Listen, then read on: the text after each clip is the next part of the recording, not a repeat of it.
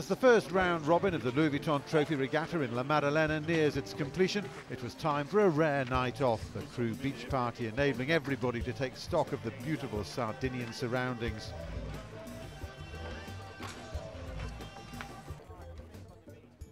Once again, the wind took a while to cooperate for racing on day 8 of the Louis Vuitton regatta off La Maddalena. A light northerly of 6 to 7 knots eventually filling in to let Team Origin take on Luna Rossa.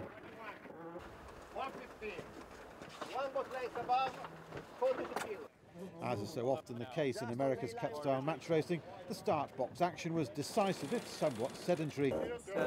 15 to kill. 12 to kill. With the left-hand side of the course looking the most favourable, Ben Ainsley positioned the British boat accordingly to leeward of Luna Rossa. Team Origin hit the line at speed, heading for the left-hand side, while Ed Baird rolled Luna Rossa into attack just off the line to head right.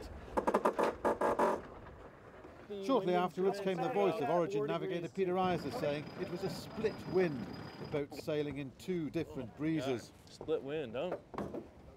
There's more pressure upwind, huh? Start the watch. Oh, it's a good thing to double check. 2.5 and 2.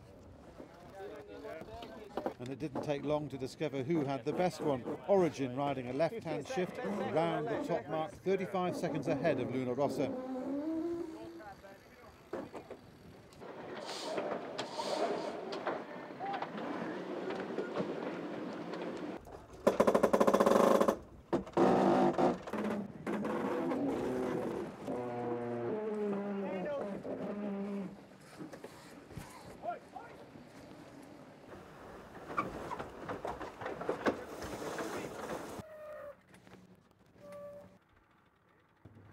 The breeze remained steady, providing no passing lane for the Italians, who could only follow the leader.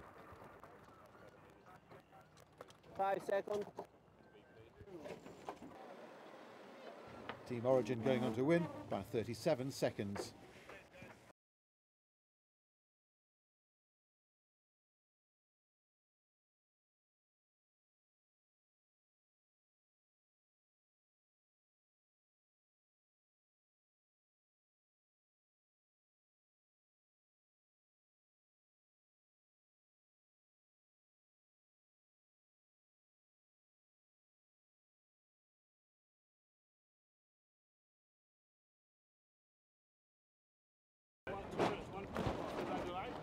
An even lighter breeze did not augur well for the next match between Synergy and Azzurra, and an uneventful starting sequence seemed to back that up.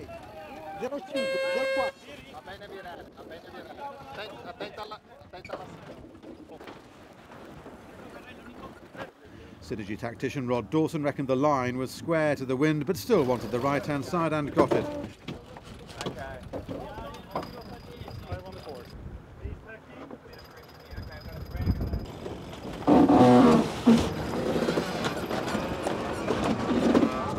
Azzurra were happy left, and the beat began to develop slowly before suddenly exploding as Francesco Bruni, coming in on port, decided he could get around the front of the Russians who had the right of way.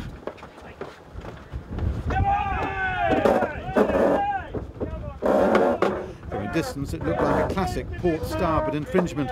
The umpires disagreed and flew the green and white flag to indicate no penalty. So she reckoned to have been altering course, which put Azzurra in the clear.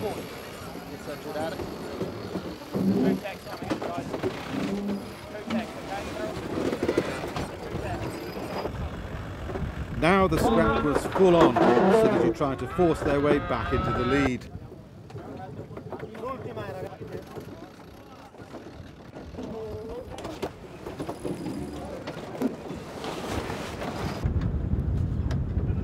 The Russians kept it as tight as possible, but never got close enough to really attack.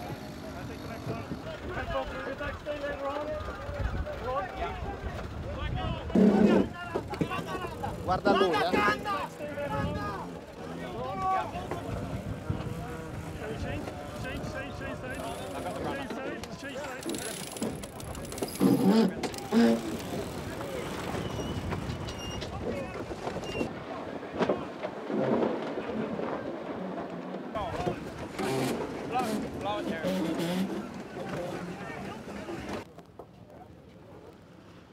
Azura kept them at arm's length and the point was in the bag. We kind of had an even start. Eventually decided we were got a bit of a shift, so we could cross at the first bit. It was enough. They flagged us. It was green flag. And then in the first run we had a bit of a drama on board because apparently one of the buttons was engaged, so we couldn't jibe the spinnaker properly.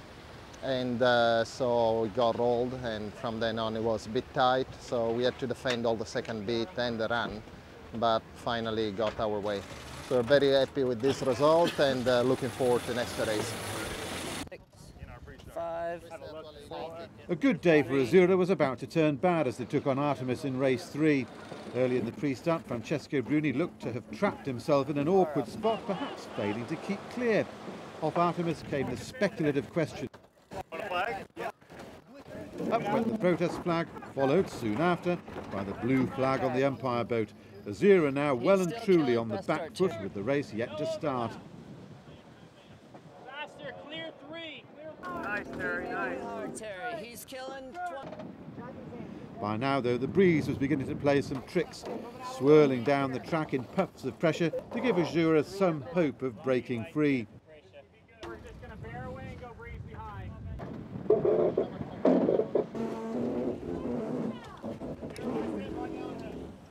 Down. Huh? Yeah.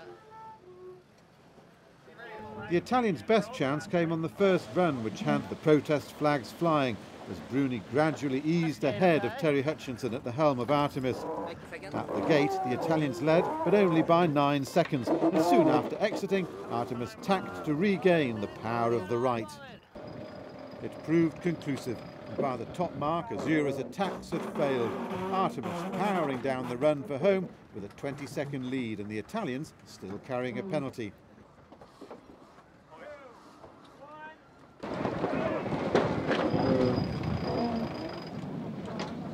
Game over. Another point to the high-flying Artemis. He didn't take nearly enough room, did he?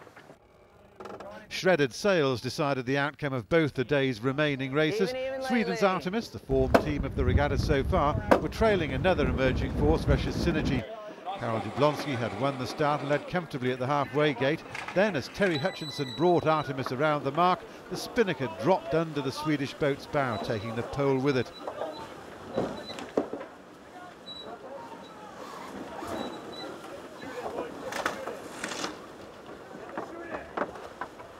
The spar now in 2 pieces.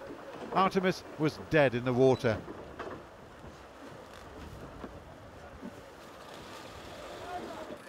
Boatmaster Jarrett Henderson over the side, trying to free the lines from under the yacht. The competition leaders retired, while the Russians sailed on for another well-earned win, which also takes them to the top of the leaderboard. It was a damaged jib that played its part in the Kiwis' defeat at the hands of All for One. With the wind peaking near the maximum the boats can handle, the teams came out of the start almost even. All for One with their nose slightly in front, but the Kiwis holding the power of the right. But then a small tear became a large problem on the Emirates boat. The New Zealanders forced to go into preservation mode to avoid losing the sail altogether, limping to the first mark, 17 seconds behind. The Franco-German team aboard All for One, led by Olympian Jochen Schumann, took full advantage of the Kiwis' plight, doubling their lead and winning by 20 seconds. Yep.